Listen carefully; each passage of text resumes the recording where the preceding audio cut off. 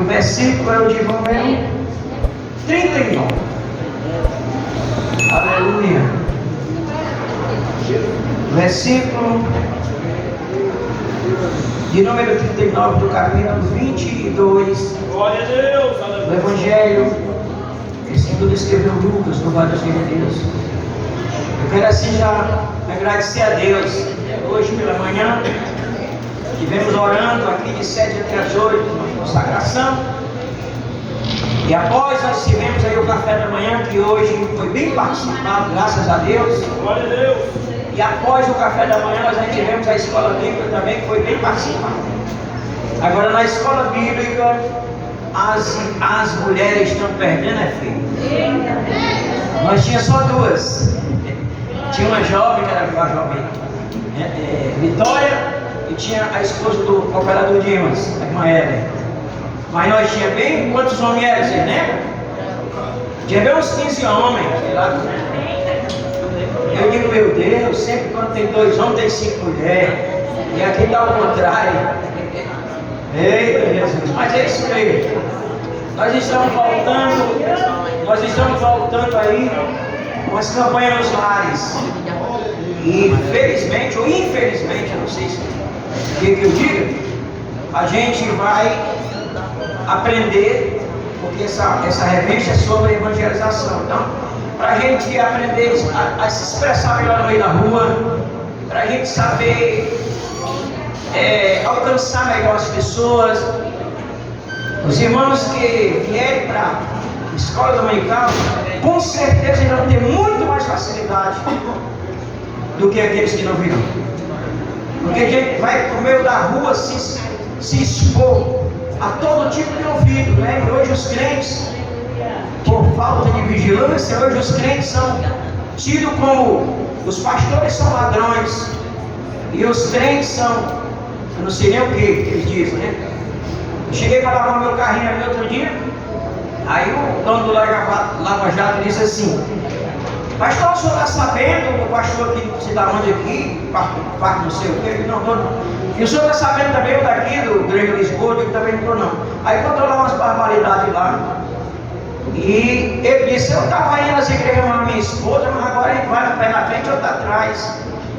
Fica deixando os pastores longe, porque parece que o negócio está pegando. E eu disse assim: olha, outro dia eu lavei o meu carro lá, enquanto o Extra existia, tinha um lava-jato lá. Eu deixei meu carro lá para lavar. Quando eu fui ver, eles roubaram até umas moedas que tinha dentro de um cofrezinho que eu tenho lá, do copinho. Estava cheio de moedinha de R$1, de 50, de 25, de 10. Levaram tudo, só deixaram 3 moedinhas de 5 centavos.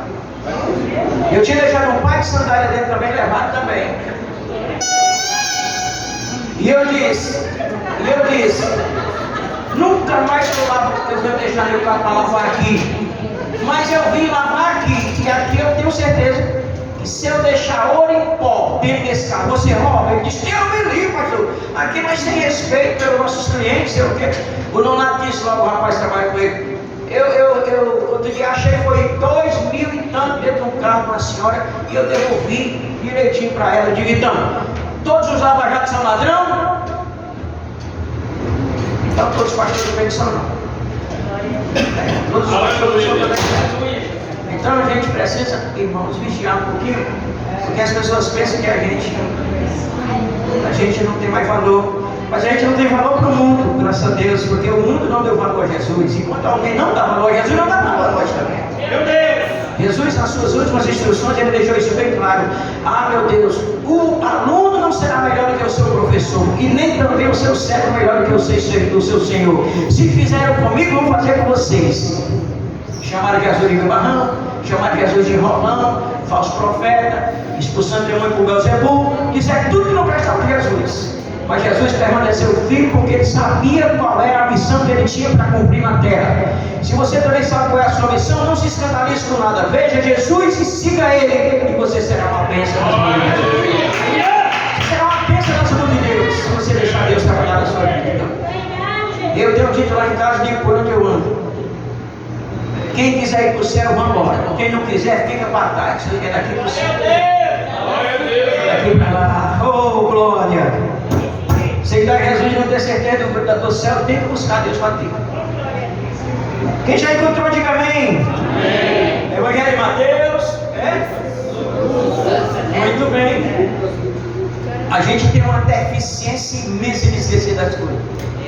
Quando eu disse Mateus, já ficou alguém. É Mateus? É Lucas. Versículo 29 diz assim: e então saindo, Jesus, ele foi como costumava. Olha, então saindo foi como costumava para o Monte das Oliveiras. E também os seus discípulos seguiram. E versículo 40 diz: e quando chegou àquele lugar, disse-lhes: orai, para que não entreis em tentação. E apartou-se dele cerca de um tiro de pedra, e ali, pondo-se de joelho, orava, dizendo: Pai, se queres, passa de mim esse cálice, todavia não faça a minha vontade, mas a tua seja. E apareceu-lhe o anjo do céu que o confortava, e perto e posto em agonia, orava mais intensamente, e o seu suor tornou-se em grandes gotas de sangue, que corriam até o chão. E levantando-se da oração, veio para os seus discípulos, mas achou-os dormindo de tristeza. E disse-lhe: por que estáis dormindo? Levantai-vos e orai, para que não entreis em tentação. Graças a Deus. Bendito seja o nome do Senhor para sempre. Vamos dar o nosso corridozinho aí. Eu estava com vontade de cantar uma que não vai ter nada a ver com o nosso evento, né? Mas tem nada não, né? Tem não, né? Me deu um si menor.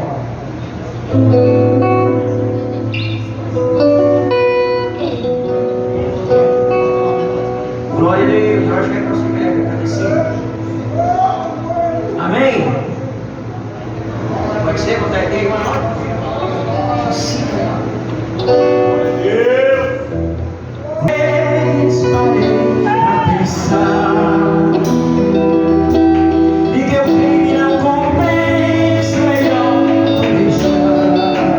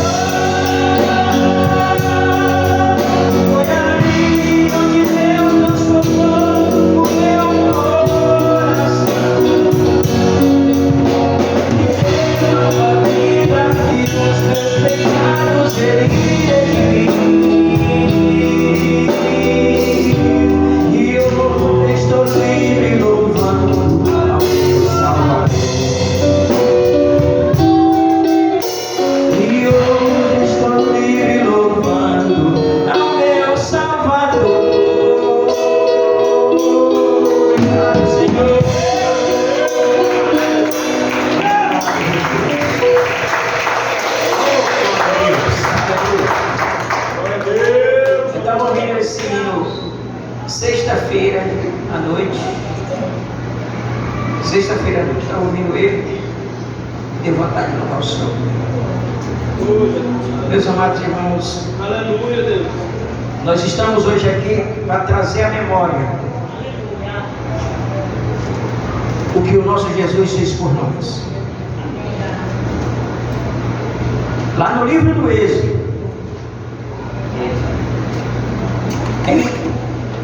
quando o povo de Deus foi sair do Egito,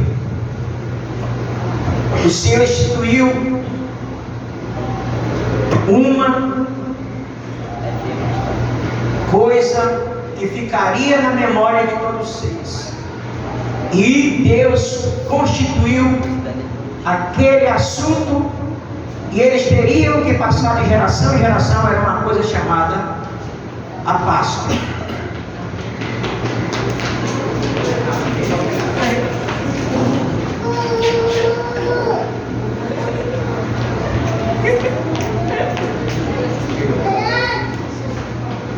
Glória a Deus, aleluia, Deus. Glória a Deus. A Páscoa. E essa Páscoa, ela era celebrada. Ela tinha os elementos. Não era pão com fermento, era um pão sem fermento, que representava pureza. Ela tinha também um carneiro assado. E ela tinha também ervas amargas. Aquelas ervas amargas, ela não poderia faltar naquela Páscoa, naquela lembrança, para lembrar o sofrimento do Egito. Pão representava o nosso Deus, que mata a nossa fome, sacia a nossa fome. E o carneiro representava a fartura que Deus tinha para o seu povo. Mas a erva amarga tinha que estar lá. E isso viveu por muitos anos. E depois Jesus chega.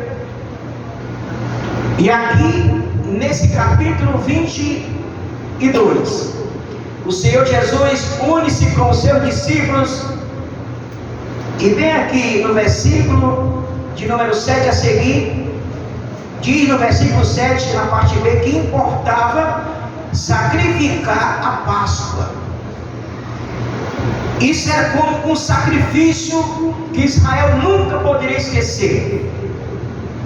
E Jesus, ele veio, pregou o Evangelho, salvou muitas almas, e ele tinha agora a seu dispor 12 homens de confiança. E Jesus pega Pedro e João e diz que eles vão preparar um local para nós fazer a Páscoa. E eles foram. Assim, vocês sabem da história, o homem levava o cântaro e lá já tinha o cenáculo preparado, e ali fizeram a Santa Ceia. E Jesus, terminando a Santa Ceia, ele dá uma série de ensinamentos. E aí, quando chega aqui à noite, ele vai para o Jardim das Oliveiras, porque isso era costume de Jesus. Mas Jesus bem sabia que naquela noite ele ia ser preso. E aí ele leva com ele alguns irmãos e ele vai orar.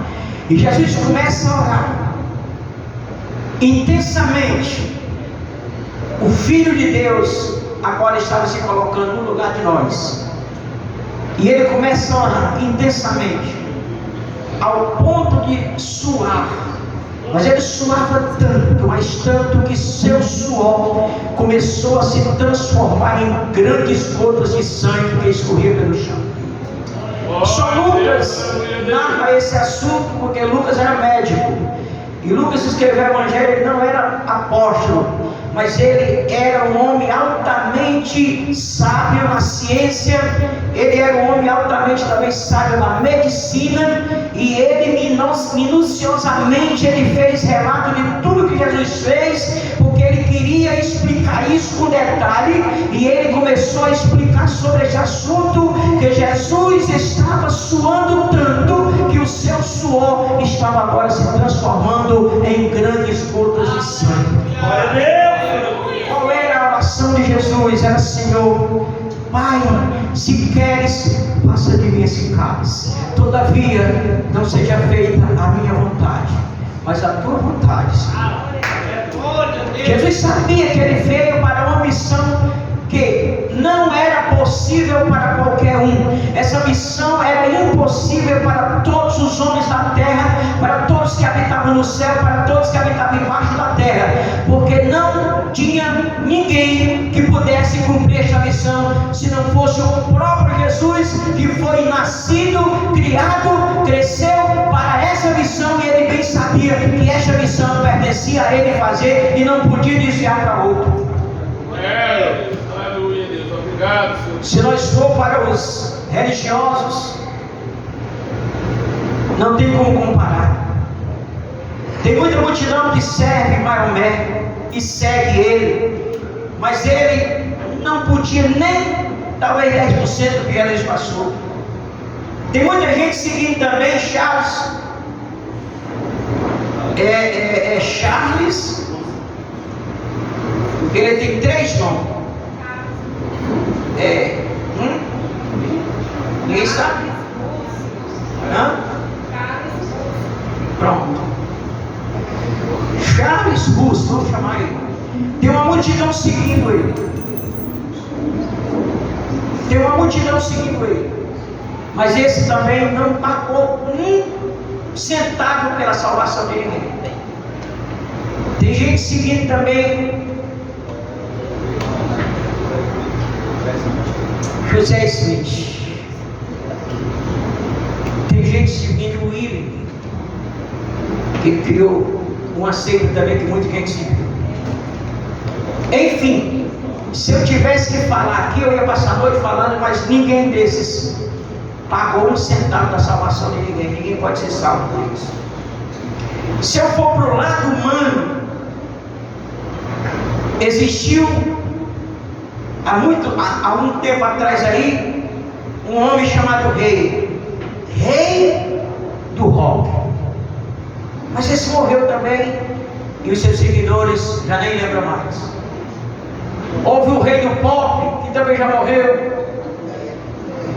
Houve também o rei do brega, que também já morreu. Houve o rei, não, ainda existe o rei de muitas flores lindas, vermelhas, colocando aí para as mulheres, mas esse rei também não pode salvar ninguém, não. Se você for para os grandes monarcas da história, grandes líderes, que tinha poder para mandar arrancar a cabeça ou colocar a cabeça em quem ele quisesse, como Hitler, como Alexandre o Grande, enfim, teria muitos para dizer, mas nenhum desses teve poder para pagar um centavo da salvação a ninguém. O que eu estou querendo dizer para você nessa noite? Só tem salvação quem reconhece Jesus Cristo como o unigênito Filho de Deus, que veio a este mundo para tirar o homem da condenação. Outro dia alguém dizia: se você não aceitar Jesus, você vai para o inferno. Essa pregação está certa? Errada. A pregação tem que ser: receba Jesus e saia do inferno. Porque você que quer dizer, irmãos, uma pessoa que não conhece Jesus, ela já está no inferno porque não recebeu a salvação de Deus, que é Jesus. Tem base, tem. No capítulo 3 de João diz exatamente isso, no capítulo 16, 17. Porque a salvação é essa, que Jesus veio, e a condenação é essa, que o homem escolheu as trevas do que a luz, e aí ele não quis ser salvo. Jesus não veio salvar, sim, ele veio salvar, mas alguém pensa que Jesus veio condenar. Jesus não veio condenar, Jesus veio tirar o homem da condenação.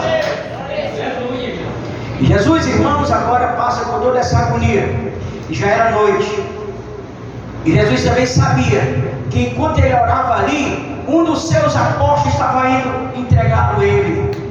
E Jesus queria, se ele fosse covarde, ele não iria naquela noite para aquele lugar, ele ia para outro canto, mas ele foi diretamente, como está em Isaías 53, como a ovelha muda não abriu a sua boca, ele foi para o lugar certo, aonde Judas iria entregar. Você vai passando aqui, você encontra Jesus é preso.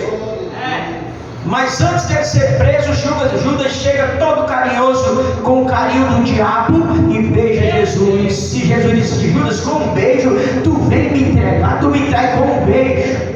Em outra palavra, por que tu fez outro sinal? E ali, Pedro, que prometeu morrer se fosse preciso com Jesus, bate de mão a espada e tira a orelha daquele rapaz que foi para prender. E você pergunta: e crente tem faca? Tem espada? Tudo para se cumprir a palavra de Deus.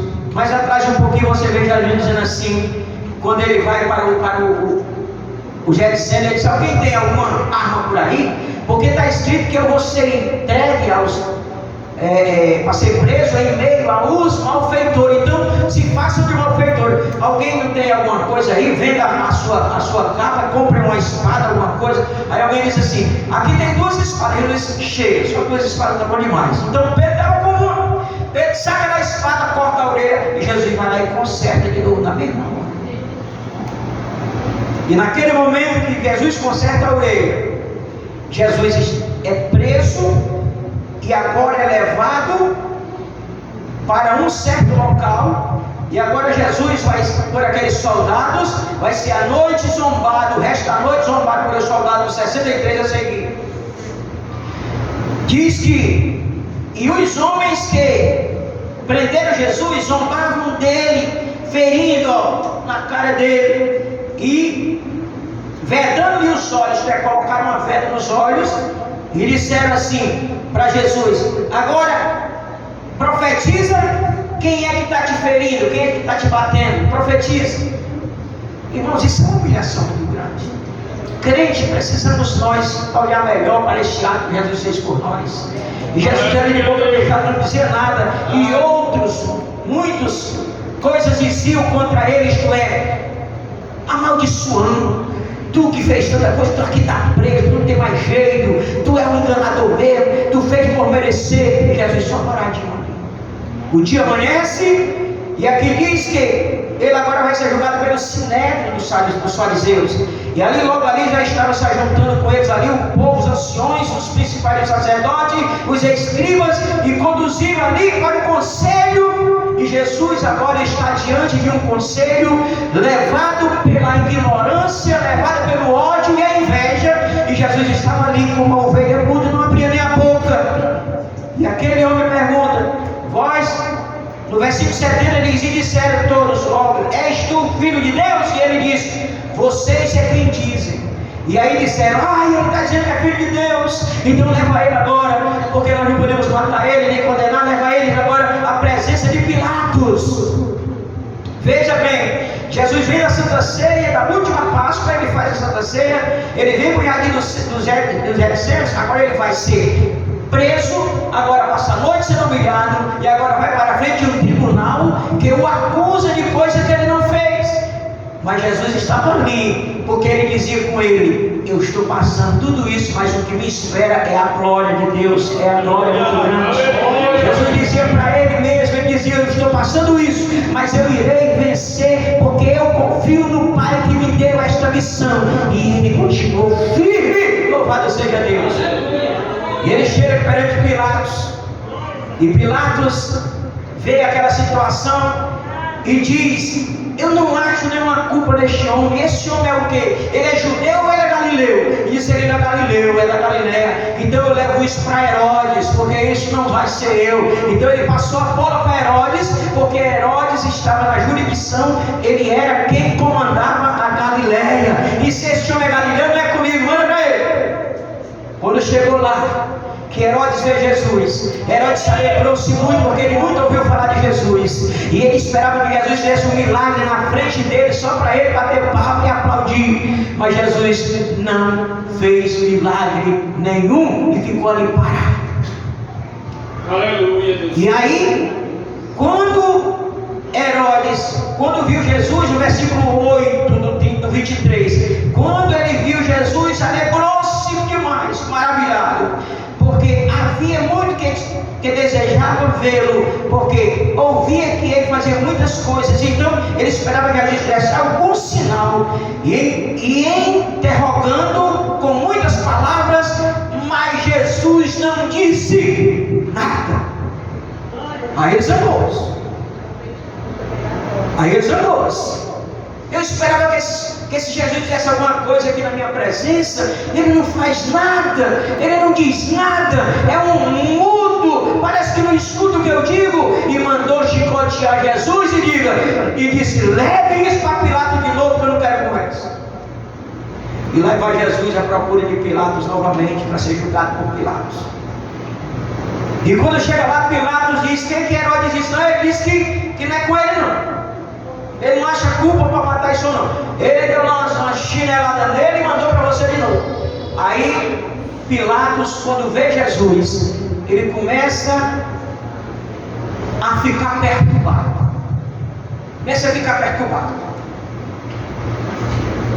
E ele não sabia o que fazer.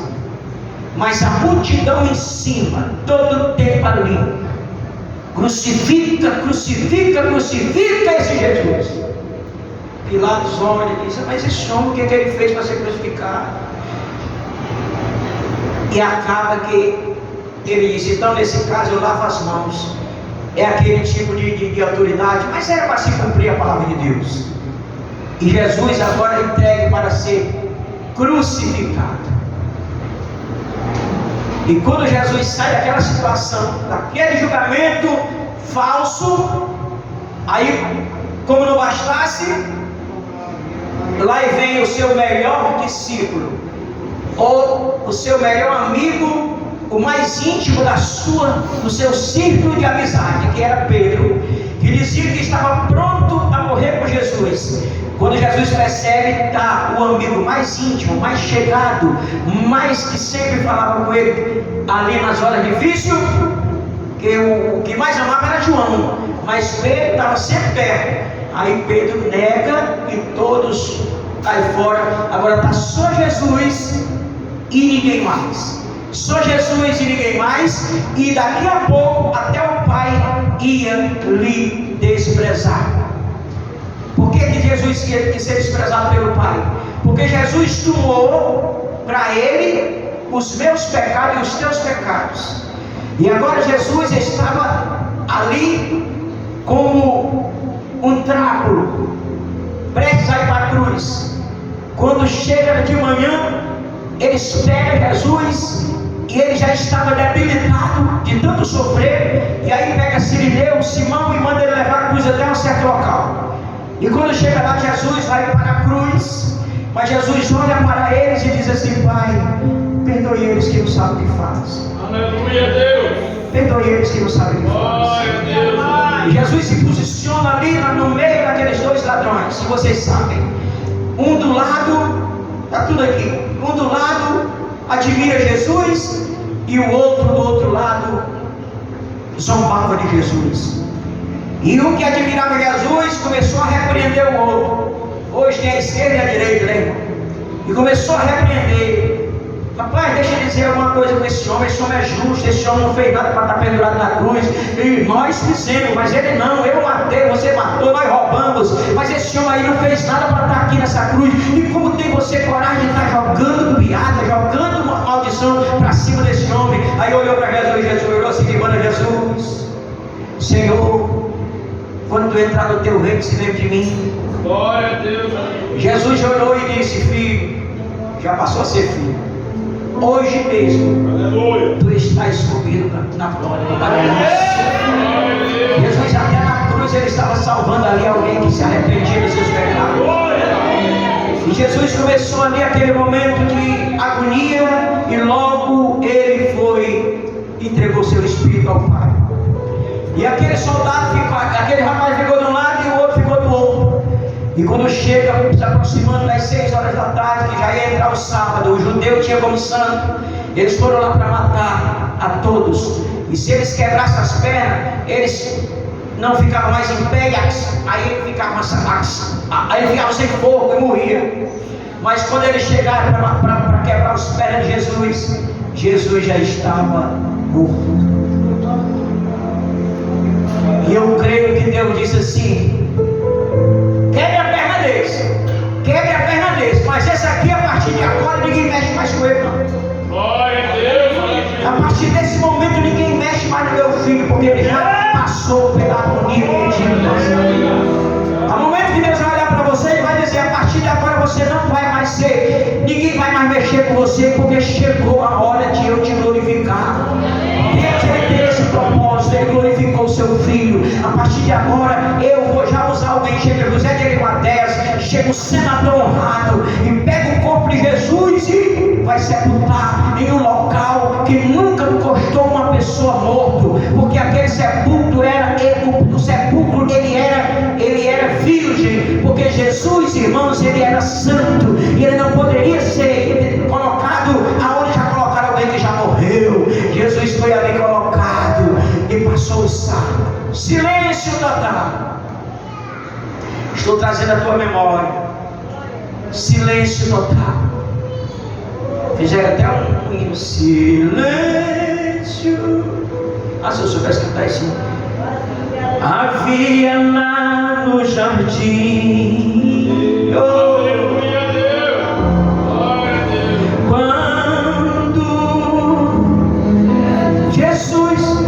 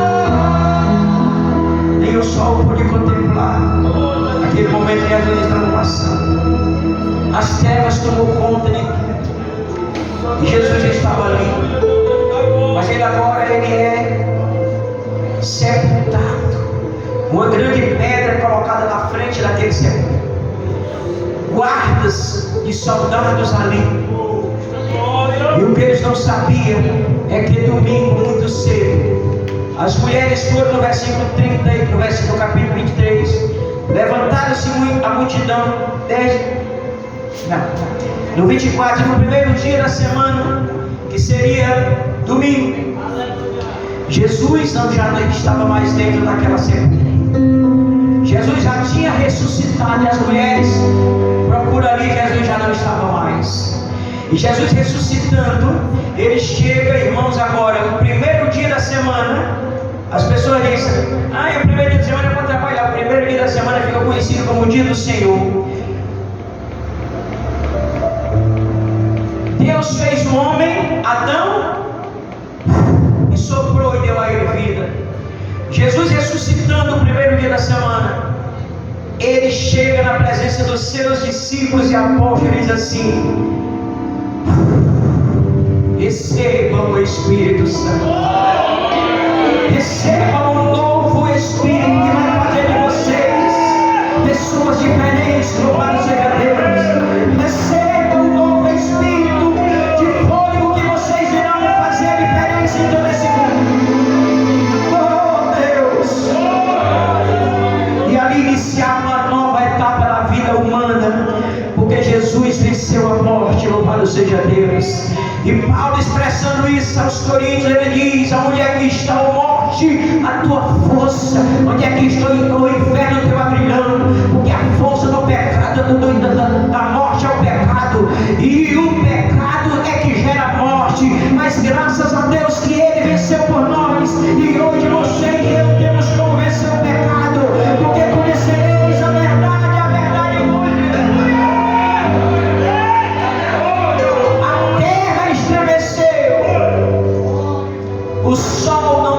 sombrios, os montes se derreteram, mas Jesus ressuscitou. Aleluia! Ele ressuscitou. E agora ele fica mais 40 dias em cima da terra, instruindo os discípulos.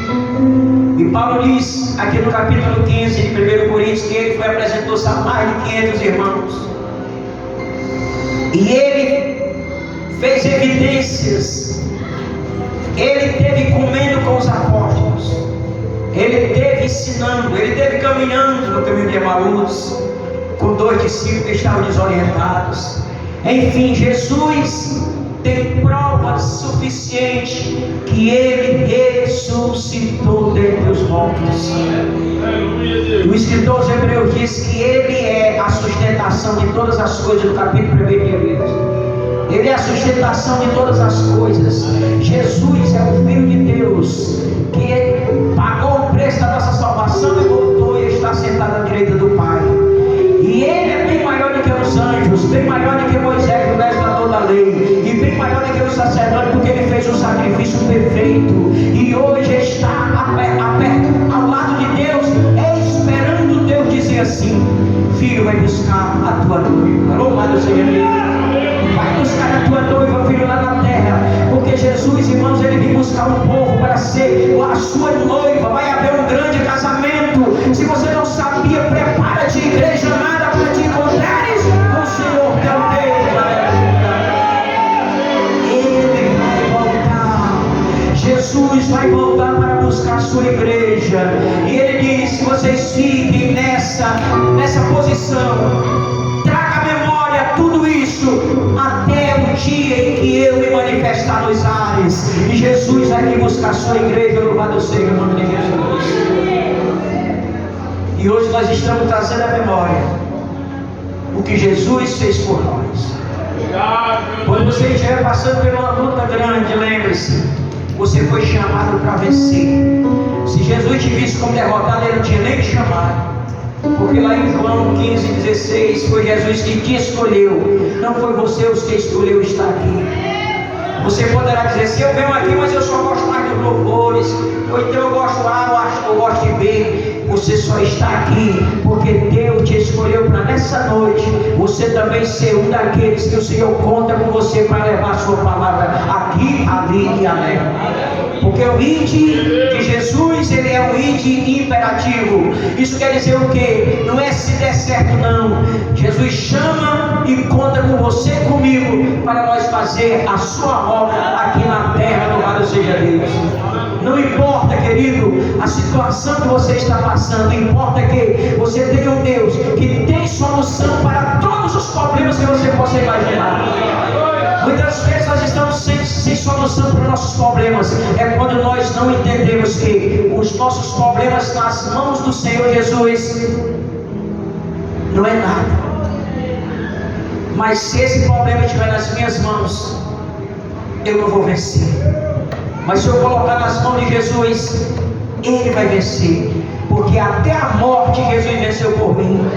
Por que Ele não vai vencer o problema que eu estou passando? Ele vai vencer sim. Jesus espera que você e eu confie nele. Sabe que Ele ressuscitou de verdade. Por isso, querido, eu vou louvar o Senhor com esse hinozinho. Quer curtir? Porque Ele vive